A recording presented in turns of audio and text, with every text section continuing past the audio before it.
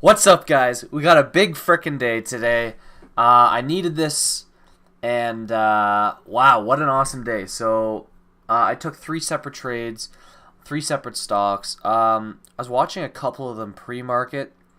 AGXT, I think I was watching GLBS, but nothing really did what I wanted it to. Like, GLBS sold off at the open.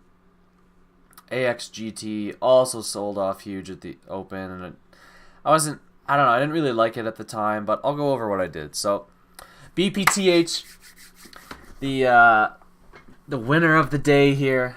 So it started moving. It started moving fast, or at least it started moving like a lot, and it didn't really stop. So this was the open. You know, nothing too exciting. Only 30,000 shares traded, 20,000 shares. And then something started happening. Somebody started getting squeezed. The momentum buyers started coming in. And we just started to go up and up and up, and we never stopped. So I was looking at it right in this level after it broke 25, 26. I wasn't really sure what to do. But either way, I knew I was waiting for a pullback, and I had this level here marked, 28.52. If we go back to yesterday, this is where it was right before it started going parabolic. You can see why I marked that. It's right here. So after we hit this mark and we broke out of that top on the big volume, right here, big volume right here, then that's where we went parabolic. So that was obviously a key level. You know, we bounced off of it again here, and I guess you could count this as two bounces off of this, and the VWAP was there at the time. That's what this dotted line is. So, and then we never saw that again except for the morning. So what did I do here? So if we go back to the 1 minute, on a dip, I tried to get filled as close as I could to that as possible, and I pretty much did. And then it was weird because once we bottomed out, we kind of double bottomed right here. It just surged. It like surged straight back up, like $2 per share. And I didn't know what to do. I didn't know if I wanted to sell the position or what, because it was kind of hard to read, to be honest. It was hard to, like, there was a lot on the ask here. There was like 3,000 shares here, 5,000 shares there, but it just got bought up. But like, it didn't look like it was going to, so I was getting ready to sell. I knew that I wanted to start selling above, like, I think it was 30, because there's a huge seller at 30, I believe. And then I wanted to start selling from here all the way up towards high a day. So that's exactly what I did. I sold almost all of my shares, and I was holding 100 shares into this halt. We can see here 100 shares.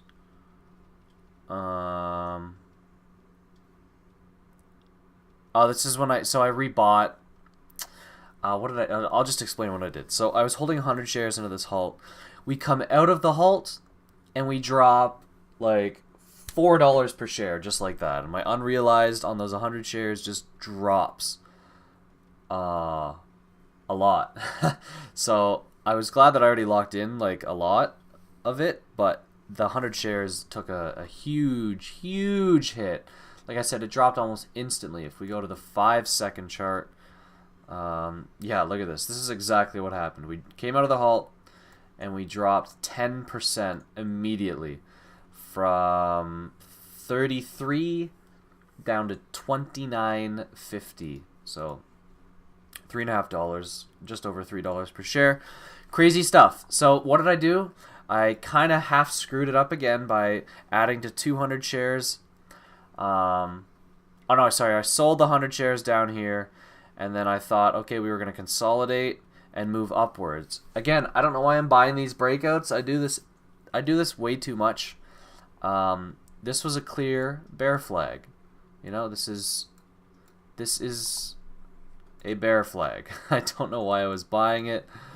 And then it broke down out of the bear flag, and I had to sell near the bottom, but whatever, that's fine. That trade was pretty amazing, except for what I did here. I would say even with this sell down here, You know, because that could have kept going up, and I would have sold up maybe towards the high 30s, up near this resistance up here. I couldn't have asked for much more. My entry was really good. My exits were good, but this buy right here, I wiped out what, $31 down to $29.50. That's like $2, like $200. I don't know. I don't like that. That's where I started to trade kind of. Yeah. So AXGT was my next one. I saw that we were flagging over here. We reclaimed VWAP and the open. So we opened here down in this level. And then we came up. And I wanted to buy at this pivot level right here. So a couple times pre-market we broke through it. Came back, broke through it, bounce, bounce. We came down, we bounced, we came down, we bounced, we bounced, we bounced again right at the open. So I knew that this was a clear level. So I just waited. All I did was wait for my entry, and I took 1,000 shares right there. So that was good. Consolidating. I didn't sell one share, but what I did do was I added 500 shares here at 231. And then at 245, I got greedy and I only sold half. So I didn't make as much profit as I could have. And then it came back down and I sold because we had a huge rejection candle here. What I should have done differently. So 245 was here from the daily. The last time it spiked, it hit all the way up to 245. I should have looked at this. I should have seen that this stock is trending downwards. Every time it goes up, it comes straight back down, and especially the last time it went up, it just got slammed right back down. So I only ended up selling 700 or 800 of the 1,500 shares here, and then I had to sell the last 700 down here, I think. Let me see if that's correct. Yes, sold the 800, 245, high a day, baby. And then 700 down here at 230. So entry, perfect. Exit, perfect. But sizing in terms of the amount of shares or how much sold, I do remember making the decision that I'm not going to sell as many because I'm getting greedy and I wanted to surge through 250. And then we just slammed straight back down to 235. And I was done. So that's what I would have done differently there. What else did I trade? GLBS.